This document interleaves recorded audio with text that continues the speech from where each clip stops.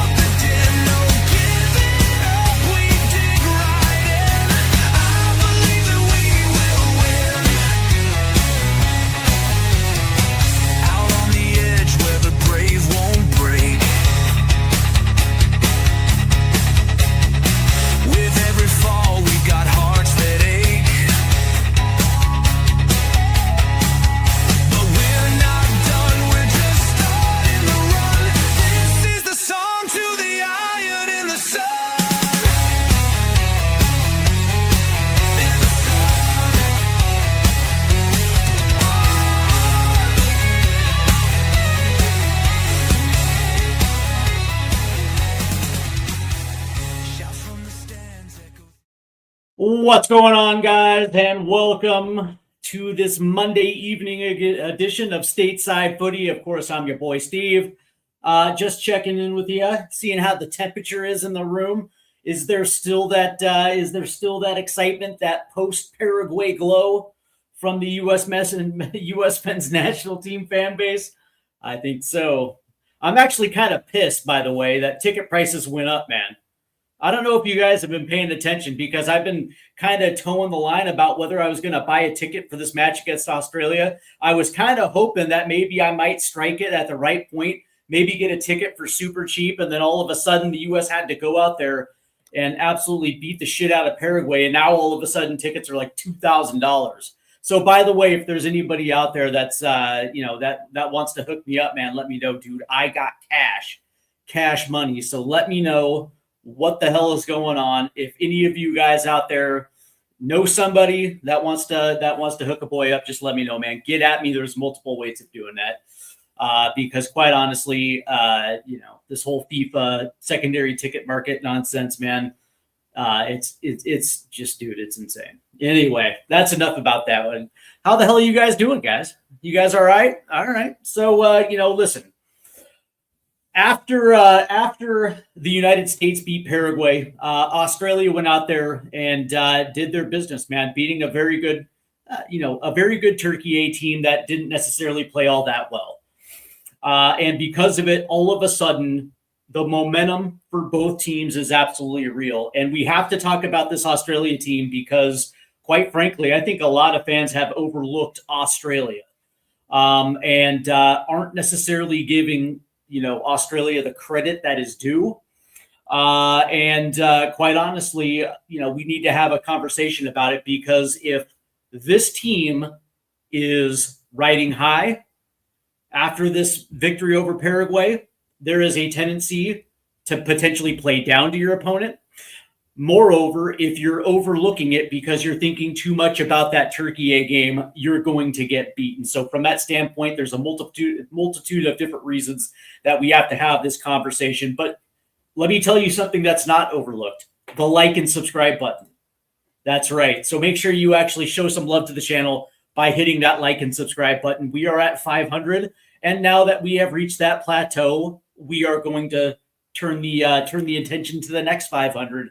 So for those that are tuning in via TikTok, the link is in the description. So go ahead and do me a favor and swing on over and say what's up. And also, support the channel. All right.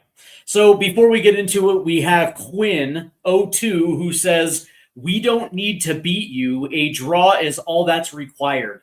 My question to you, Quinn, is why wouldn't you want the 3 points?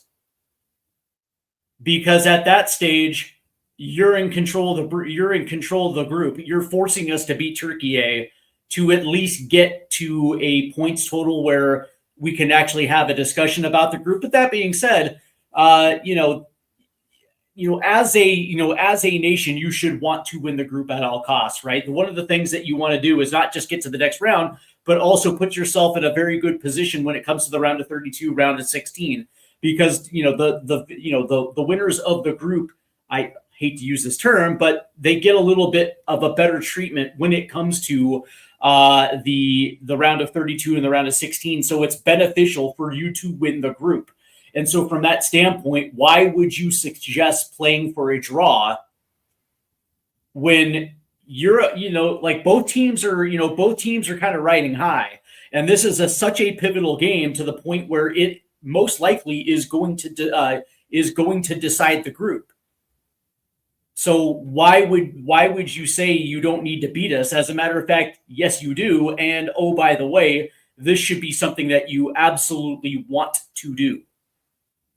Anyways, I digress. That's the thing. It's like, Australia is a good team. Are they great? No. Do they have players that are playing in the biggest leagues around the world? No. As a matter of fact, most of their teams are playing in the most of their players are playing in the A League down there in Australia. But one of the things that they are incredibly scrappy. They will take it right to you. And then talk shit in your face while doing it. It's actually just unbelievable. Listen, I sound like a Socceroos fan, and maybe I am. I don't know. Maybe I am. Maybe I like those type of teams. Wayne Bonner. Sup, folks? Hope you're all well. Australia played the 5-4-1 well. Yes.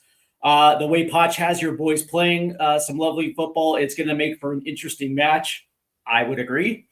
One of the things that I will say, and we will get into it in just a second, is I think Maurizio Pochettino and the way that he played, I think it goes a long way of saying that, yes, we are going to be able to break Australia down. That I am 100% sure of. What I'm not sure of is how to stop their counterattacking. Now, granted, what I will say is that we faced them last fall and we beat them. And that Iran Kuda kid, that kid also had a nice play against us back in the fall as well, too. And so from that standpoint, both teams are incredibly familiar with each other. And so, as far as the tactical approach to this game, we will discuss it on the pre-match buildup coming up on Wednesday night. But what I will say is that, it seems to me that both teams are playing into each other's weaknesses. Our strengths are playing into our weaknesses. And so from that standpoint, I will say that it does kind of, play to an interesting match as well, too. So I would agree. We have Abelotti 9484. What's going on, my friend? I was very wrong in my prediction of Paraguay to beat USA. USA was fantastic. Congrats.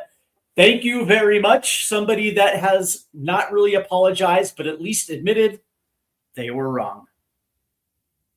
I wonder if any of these, by the way, I wonder if any of these yahoos on TikTok are going to, at least say that, we were wrong. Yeah, see, and this is what they say, right? Not only were they wrong, but now they're trying to double up on it by saying, "Oh, well, Paraguay was shit." It's like, come on, man. Come on. You guys are just unbelievable. All right, so the interesting thing when talking about Australia is the fact that they do get overlooked, and I think I think a lot of people just in their conscious mind, when they think about Australia, they don't think about football. They think about cricket. They think about Aussie rules football. Maybe they even think about kangaroos, dingoes, and poisonous snakes. I have no idea. You know what I mean? But what they don't necessarily think about is football. And because, historically, Australia has never really been that type of team.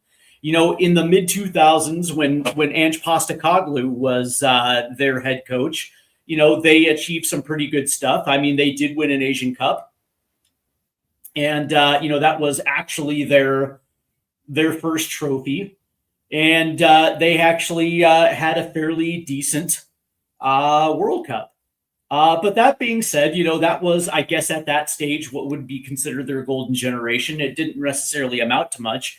But, when I look at Australia, it is a team that consistently qualifies for the World Cup. And I think what was the interesting thing about it was we saw it 4 years ago when, when they got out of a fairly decent group, gets to the round of 16 and essentially gives World Cup winners Argentina 85 minutes of a tough game, right? Argentina actually had to play to get past Australia. And I think when you have those type of results where nobody's necessarily really paying attention to you and nobody's really giving you credit for the work that you did, you're still going to completely fly under the radar. And again, they did it again, because in this last qualifying cycle, they finished third in the Asian Confederation. And of course, Japan with a confederation with Japan and South Korea and some of those heavy hitters over there. Yeah, it's going to be tough to finish qualifying at first up atop that qualification. But that being said, they get back in. They've had a good run of friendlies, and now they're back. And the funny thing is, again, most people are just, it's Australia. Put another shrimp on the barbie. Good time. You call that a knife? Like that. That's the way, I hate to say it, but that's the way Americans are looking at it. It's like, well, we beat them last fall. It's like, whatever. And it's like, no. Because again, they play to their strengths. Baba Booey. But it's, it's funny, but it's true. But the interesting thing about it, but they play to their strengths, right? Again, this is not a team that is loaded with top flight talent, but it is a team that defends well, and they have speed and physicality where they need it the most, which is on the outside. And when you watch that goal by, Iran Kunda, and you just saw how quick it progressed. It's ball to the outside, and then immediately that ball goes over the top, and then you allow speed and physicality to take over. And that goal he scored was through two defenders with a quick touch around the shoulder, and then shot to the near post. It goes in, and then all of a sudden Turkiye is like stunned, because at that stage Turkiye had controlled possession, and they were actually moving the ball quite well. Now, granted, they couldn't break Australia down. That was the thing. They couldn't do it, and that's how quick it can get for that game to turn around. And that's one of my biggest concerns with the U.S. men's national team, because our weakness is our defense. Because we have whatever, man, whatever. That's our biggest weakness, is our back line. We have a tendency to leak goals. It's been forever since we've kept a clean sheet. We don't seem to kind of grasp the concept that clean sheets are good.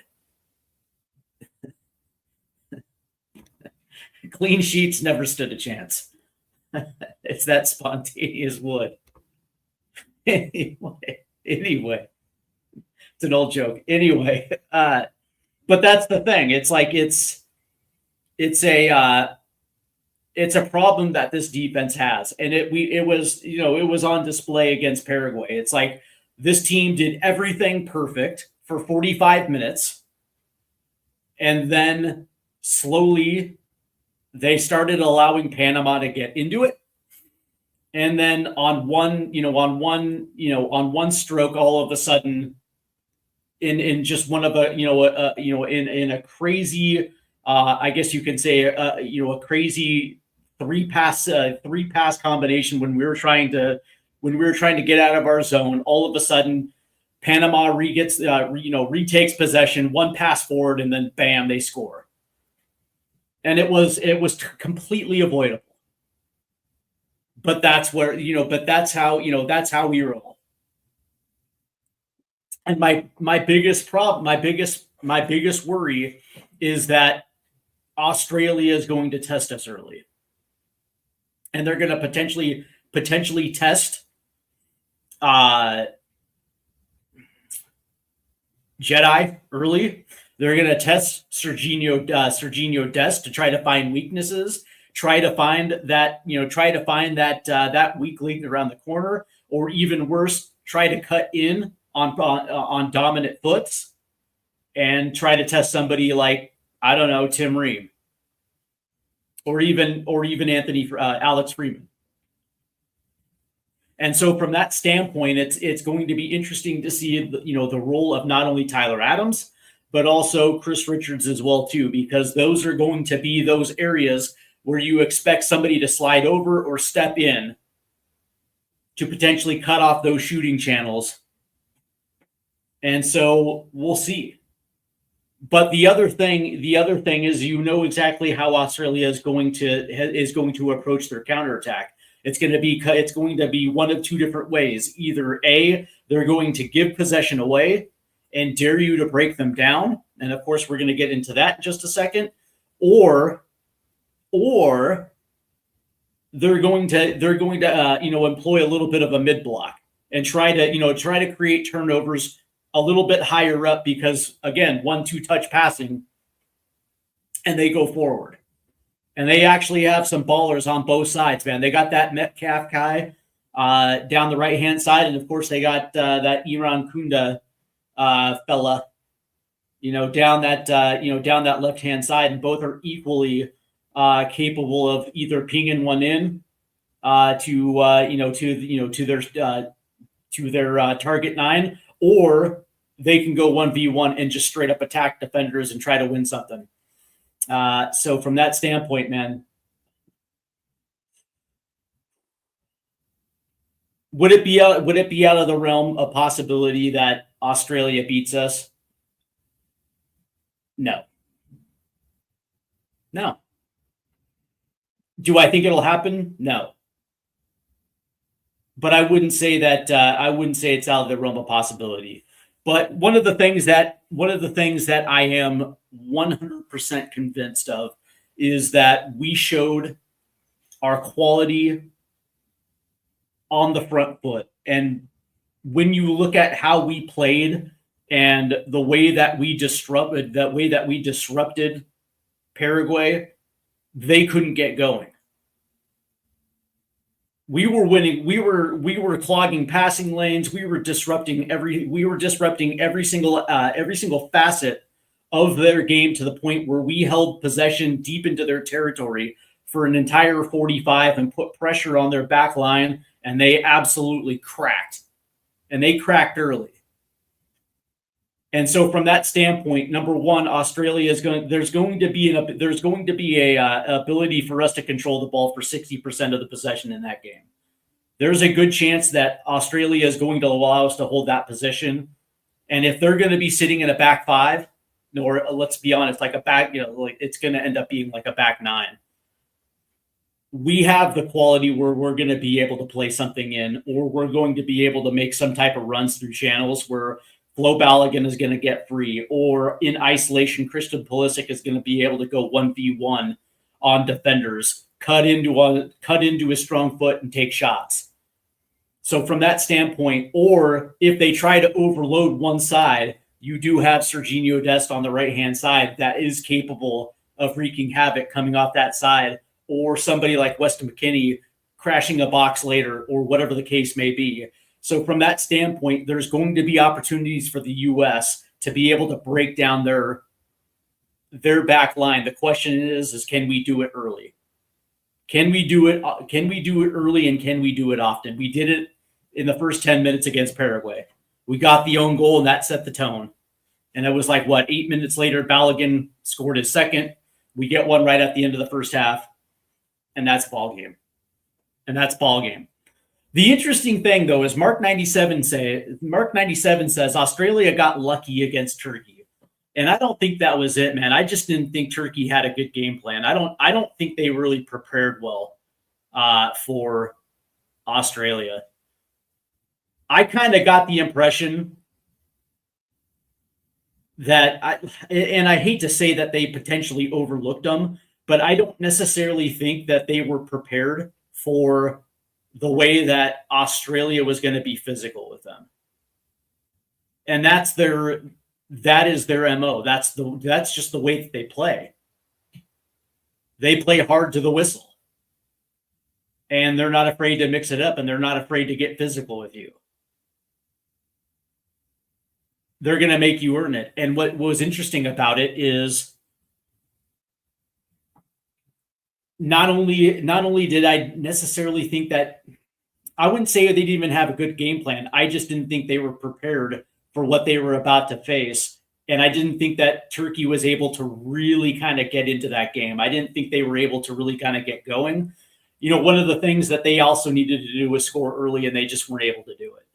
They just couldn't break early. They couldn't break Australia down early enough or often to put themselves in a position to get that early goal. Now, if they had done it, you know, maybe this thing plays out a little different. Let's see. Put Flo Balogun at Bayern Munich, and he'd score 40 goals also. Yeah, you put him at Tottenham, and he's a 30-goal scorer. 30-goal scorer. How many soccer goals? They need to submit out Ream at some point. I think a lot of U.S. fans were saying the same thing. Do you think the U.S. men's national team will be prepared for Australia's physicality? I think they will. And one of the things that makes me hopeful about it is we played them last fall. We played them in the October window. As a matter of fact, it was the Haji Wright game that Haji scored Haji scored a brace. And then, you know, ironically, he goes on a 17-game goalless drought with Coventry City after he scores the double against Australia. But the interesting thing about this is in that match, there was a fight. There was a touchline fight in that match, but also it was the first time that the U.S. men's national team really was willing to scrap it out with somebody that was able to give it back.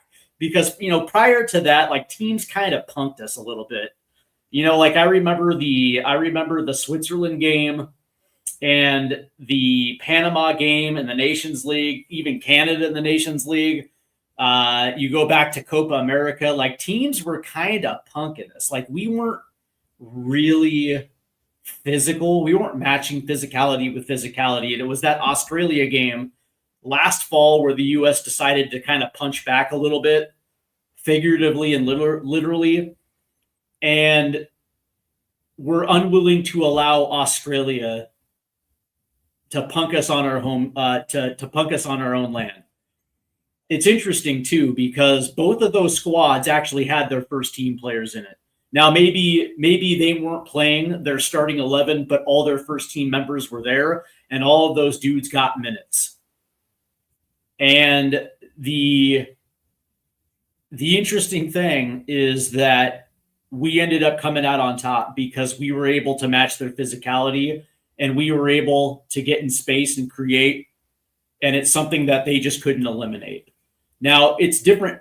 It's different from a friendly, but there are some parallels that you can take out from it because if you know what your opponent is going to do, you can plan around it. Now, of course, you're going to have to continue to match that physicality. This is a World Cup game. This isn't a fucking goddamn friendly. So from that standpoint, you're going to have to be able to keep your head as well, too, because everybody remembers Copa America against Panama and understanding what Panama was going to try to do because Panama's kind of dirty.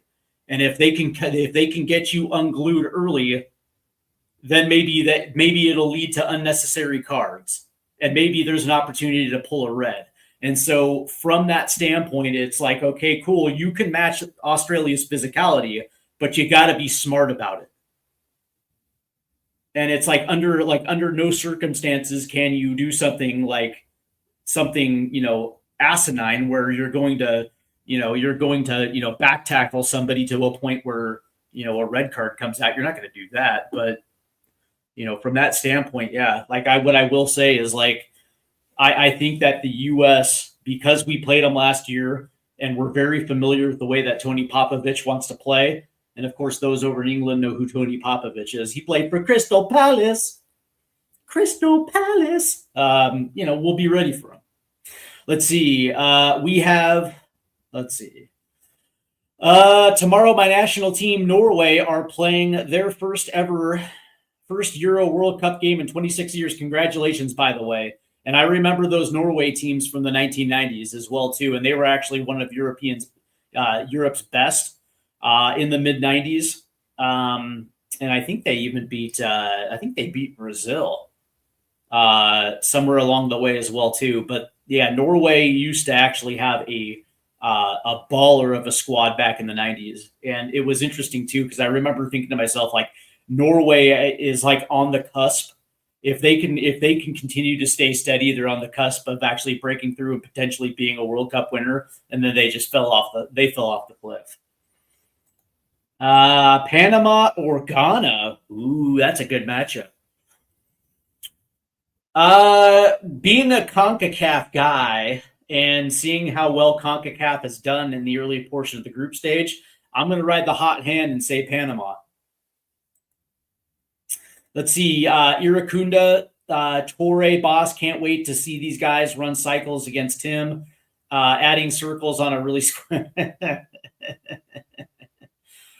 yeah, like that's the thing. It's like, that's definitely our weakness. That is definitely our weakness, Quinn. That is, like, if you're asking what the weak link is, it's that. Who put the ball in German's net? Ole Gunnar Solskjaer.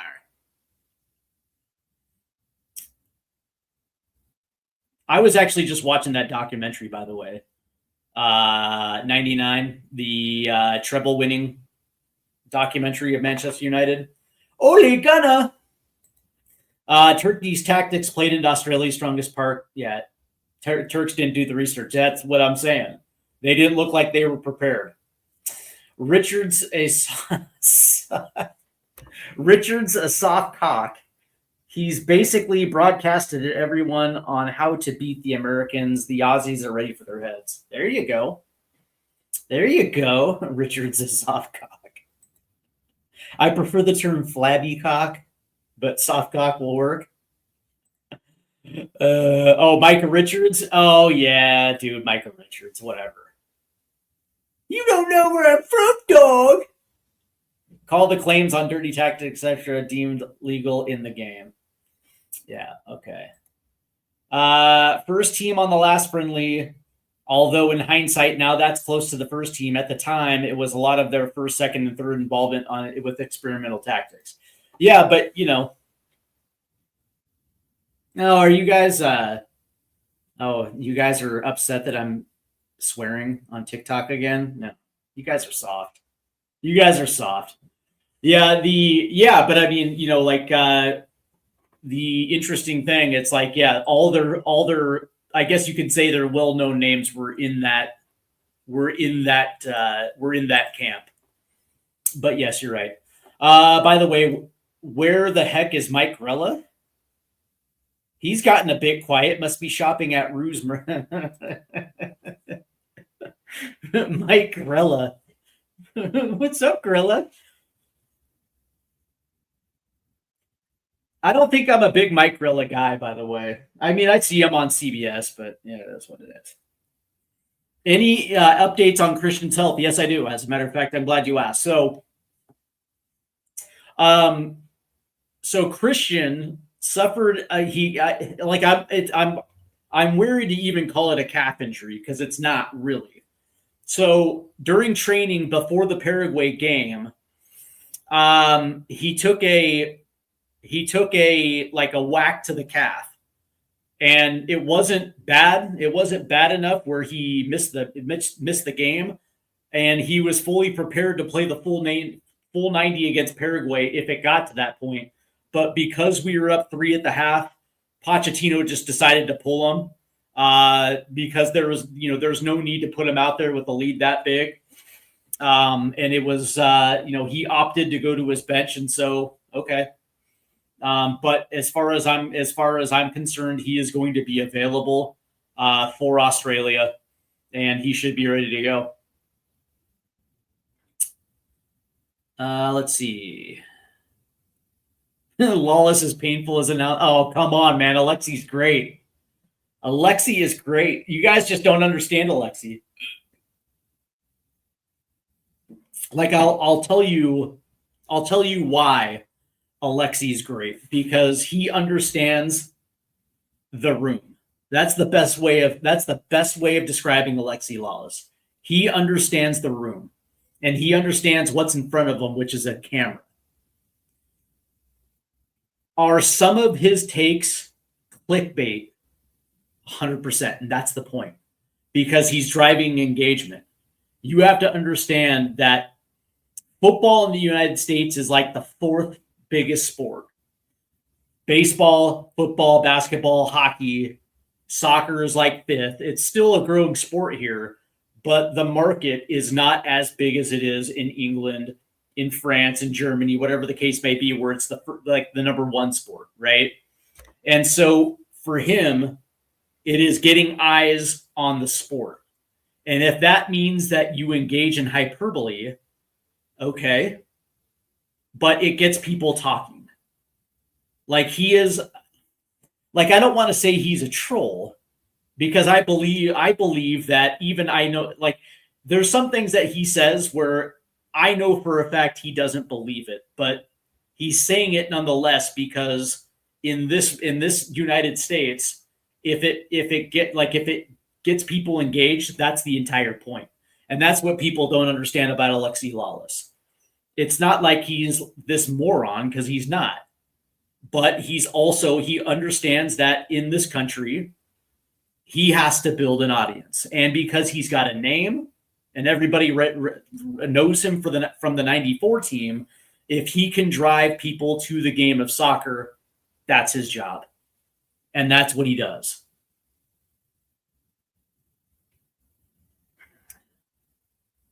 Soccer is very popular. I feel like here in the U.S., it's the U system and no well, so like, for instance, I'll give you a good example. Like FIFA messed up because they messed up in the fact that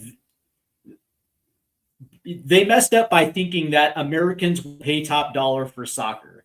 And it's not a big market sport in the U.S. anymore. Or not anymore, but it's not a big market sport in the U.S., right? So, for instance, people will pay thousands of dollars for the exclusivity of going to a Super Bowl. But then again, football, American football, is insanely popular. So there is supply and demand for something like the Super Bowl.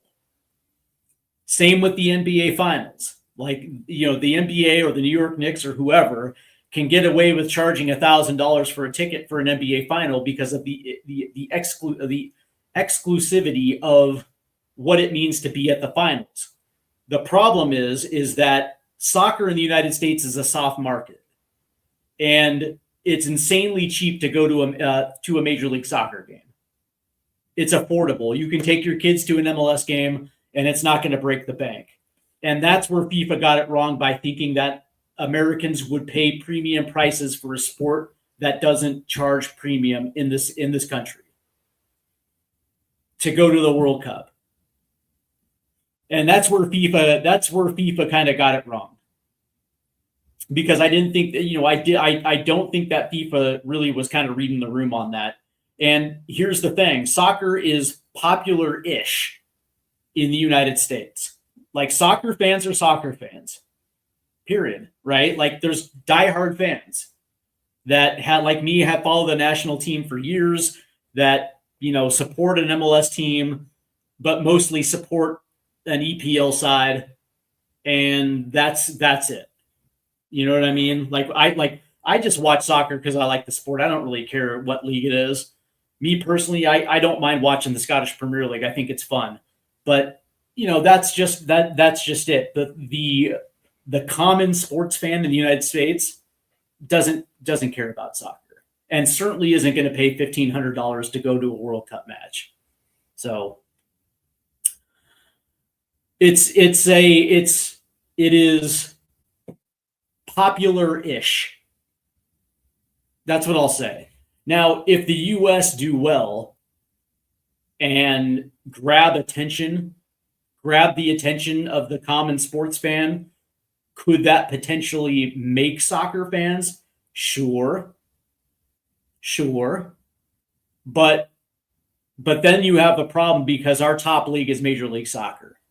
And then the quality kind of dips after that, right? So, like, I don't care if they become soccer fans and then they go support Liverpool or something like that. That's good because at least they're watching the sport.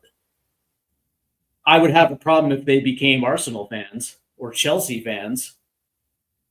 Screw those teams. But you get what I'm saying. We have ballers here in the U.S. I've seen it, but they go unnoticed because it's based on who you know.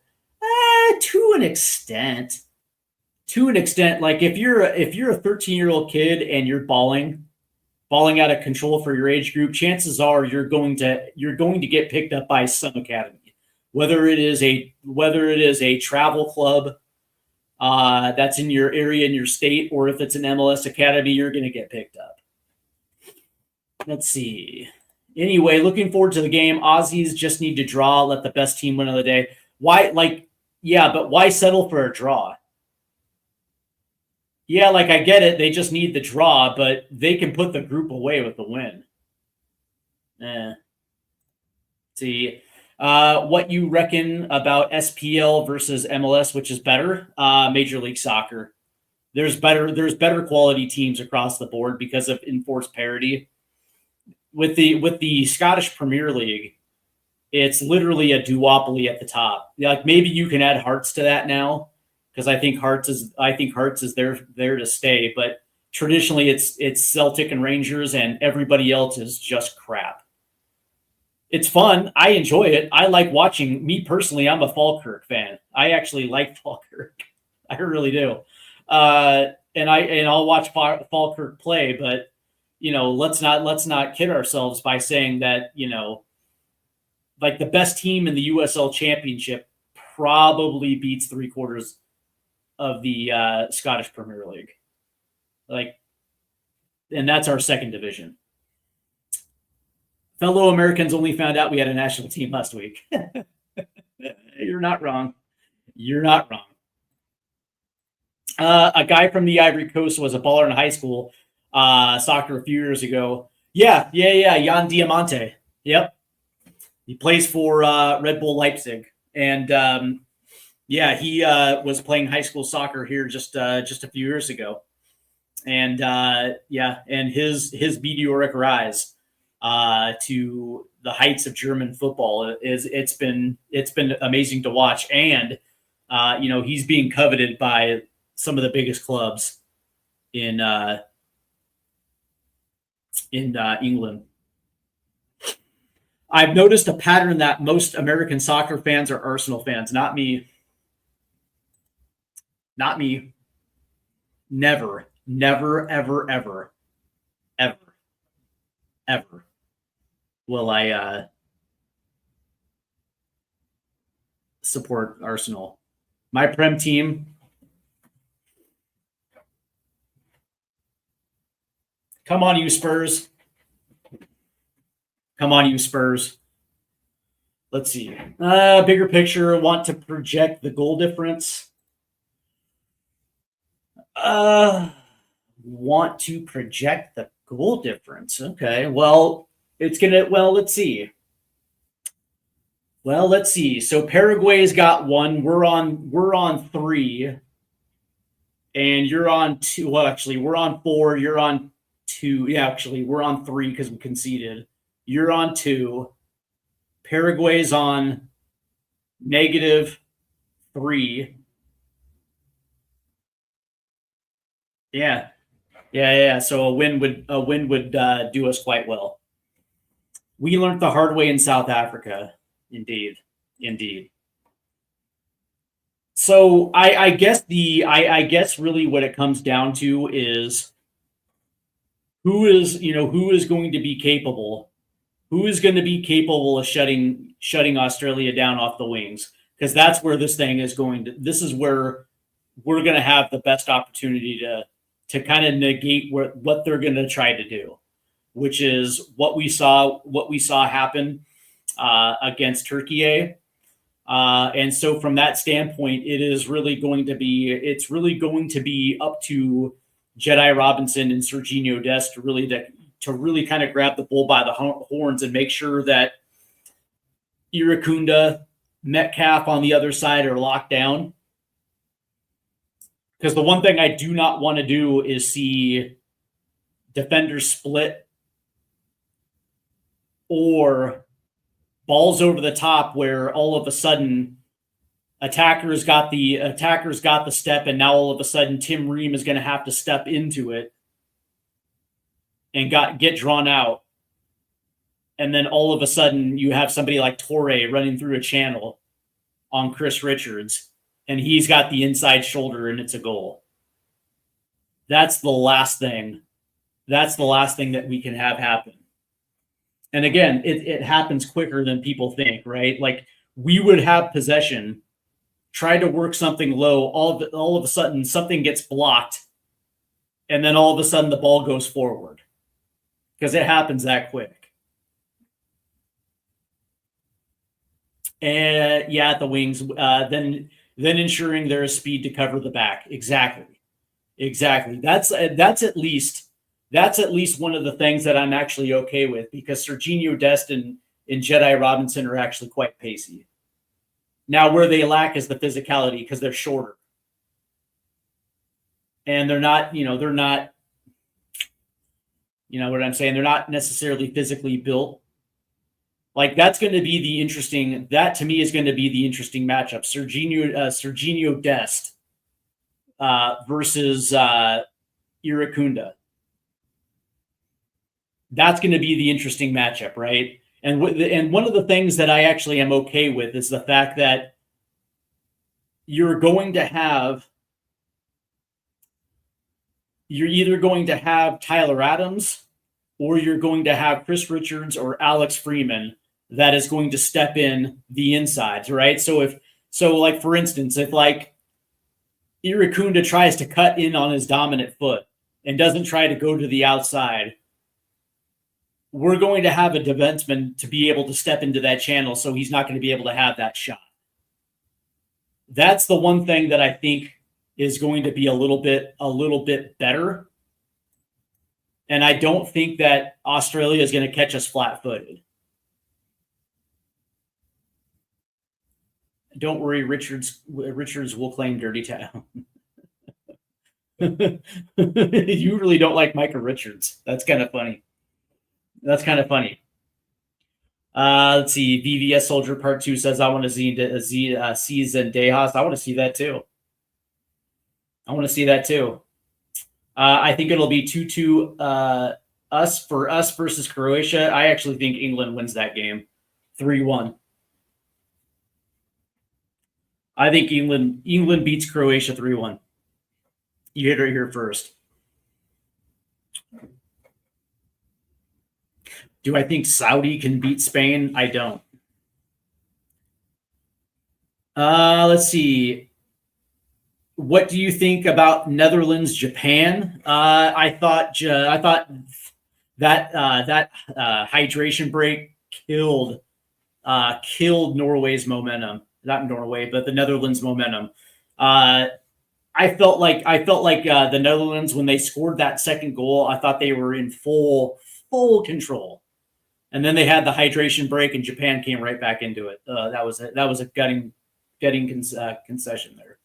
Let's see. How do I feel about switching McKennie with Aronson and having Aronson do what he did to Canada in 2023?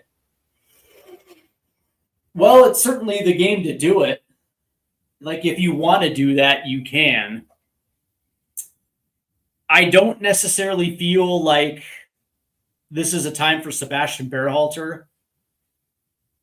I saw that earlier today, and I was kind of mulling that one around. And I don't like the idea of Sebastian Berhalter in this matchup personally. I guess the question that I have for you is whether or not you would trust Brendan Aronson to step into that role, having really not played that role all season with Leeds. And granted, you know what I mean? Like you're asking him to step into the central area where he's primarily been a right wing pretty much all season with Leeds. You get what I'm saying? I wouldn't mind seeing McKennie start next to Tyler Adams, and instead of starting Malik Tillman, starting Gio Reyna in this match. And your top attacking three will be Pulisic, Reyna, Balogun.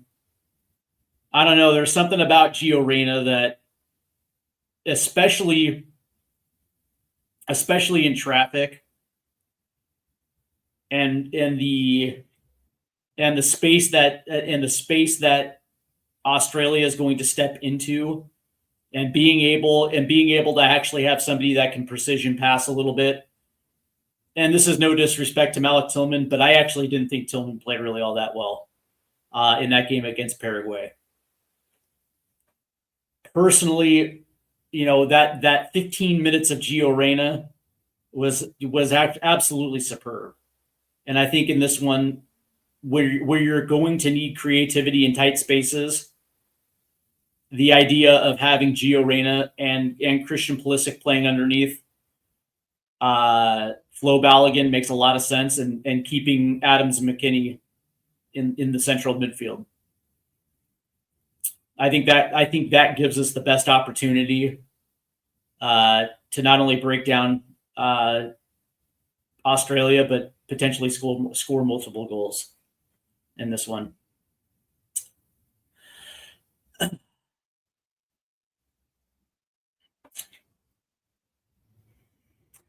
Gio rubs me wrong. I don't think the physicality nor the passion is there. I don't know about that. Why do you say the passion's not there? I'm curious about that. I'll give you the potential for not matching up when it comes to physicality, but the passion, I don't know about that. What's going on, Danny? Hope you're doing well. Australia were impressive over. Yeah, they were. Caught them out pretty well. Do I think USA will make it far? I can see a run to the quarters. They're going to have to beat a top 15 team though in order to do it. And when you consider that the evolution of this team over the last 4 years, the fact that they had to lose and they had to go through a loss of a coach that they liked, and bringing in a guy like Mauricio Pochettino that had high standards, and the fact that their position with the national team was not guaranteed, and so they had to deal with some adversity, I think that actually helped them. Obviously, when they took the pitch against Paraguay, they absolutely destroyed them. So I think that absolutely helped. But also, this team is 4 years better. You know what I mean?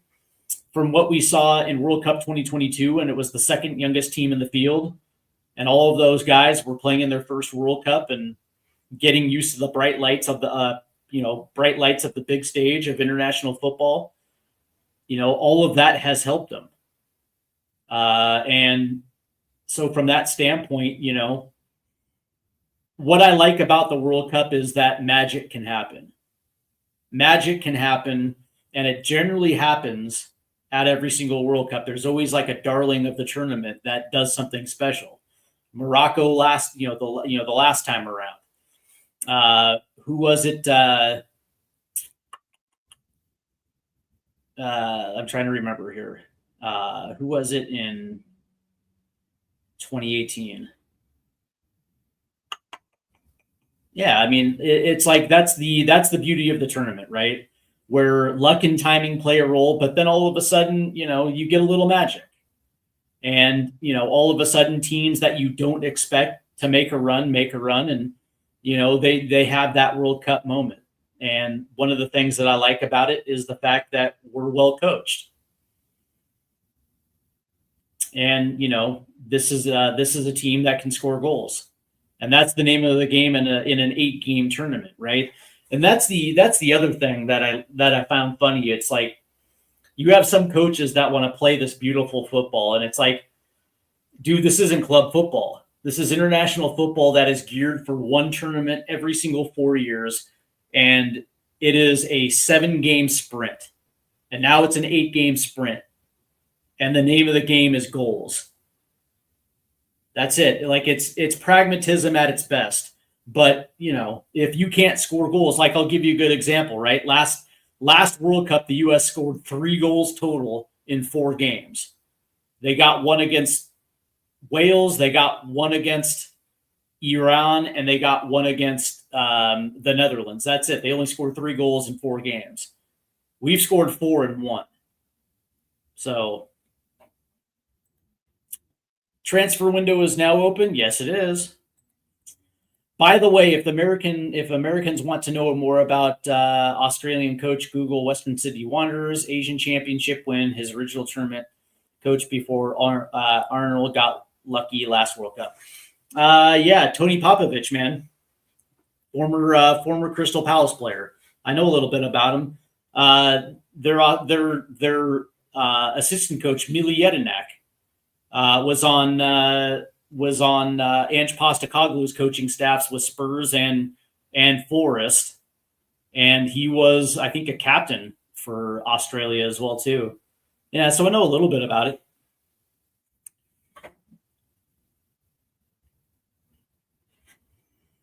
Let's see. What do you think about the game against Paraguay having more viewers in the U.S. than the game in the NBA Finals? It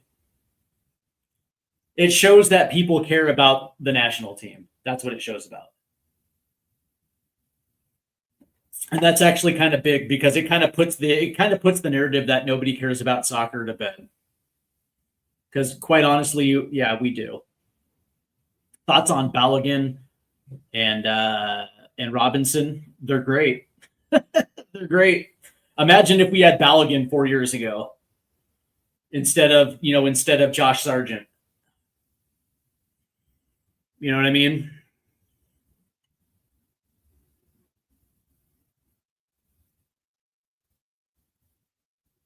And Jedi. I think I wouldn't be surprised if Anthony Robinson got a move this summer. That's what I think. I think he's fantastic.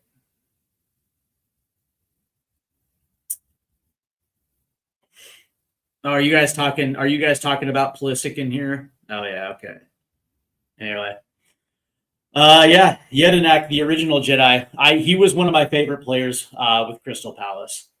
I vividly remember their 2012 promotion into the Premier League from the Championship, and Mili Jedinak played such a huge role in that promotion season. And once they got to the Premier League, he was there for I think another 4 more years. And he's a Palace legend, man. Mili Jedinak. Mile. You a Spurs fan from the US? Yep. I did watch the Olympic hockey team. I did. I only saw the gold medal game, though. I didn't watch the whole tournament. Yeah, whatever. So we're going to be back in a couple of days as we talk about the pre-match buildup as we actually get set. We'll have starting lineups available for at least my predicted lineups, starting 11s for both sides. We'll talk a little bit about where each team is going to be able to have the advantage. And then, of course, we'll talk about, which team actually has the inside track at winning.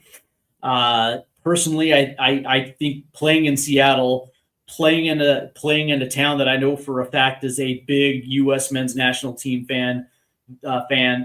These supporters will show out for the U.S. men's national team, and it's going to be such an electric atmosphere in Seattle. So I don't know, man. Like, it almost feels like Australia is going to have to be perfect in this one. Yeah, he developed when he was playing with the A-League. Yeah, he played for Melbourne, right? I think so. But he can't pass for shit. He can score goals, though. He can score goals. So definitely do me a favor. And so definitely join me in a couple days for that. It's going to be fun. I've had fun talking with Quinn here in the chat. Dan Davenport. We've had, who else? Jaden the man. It's always good to see Jaden. Fernando Estevez. And Abelotti 9484, Wayne Bonner. You guys are awesome. I also want to thank all those that are tuning in the TikTok live, man. The link is in the description. So head on over to YouTube and make sure you hit that like and subscribe button. I would definitely appreciate it. Same goes to those that are tuning in on X, and YouTube. Yeah, it just takes a second, man. Just show the channel some love, and let's get this ball rolling to 1,000 now. Now that we've hit a milestone, I want to hit another one. So let's go ahead and do that. And I will see you guys in just a couple days. So I hope you guys enjoy the rest of your Monday night. And I will be back soon. Take care, guys.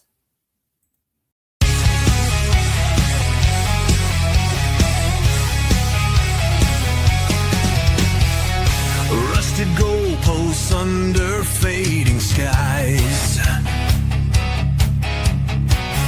tattered flags waving dreams.